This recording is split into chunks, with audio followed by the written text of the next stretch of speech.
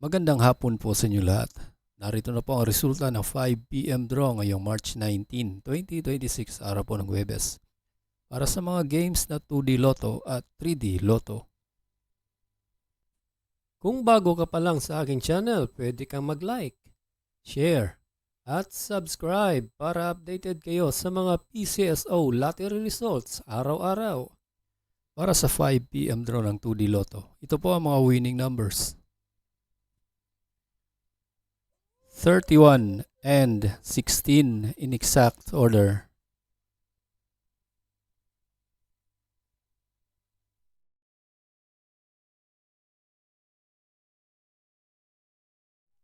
Para sa 5 PM draw ng 3D Lotto, ito po ang mga winning numbers.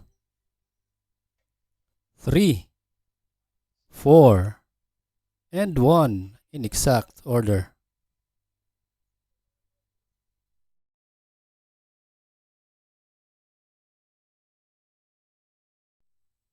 Congratulations po sa lahat ng nanalo at kita-kits mo tayo mamayang 9 PM draw.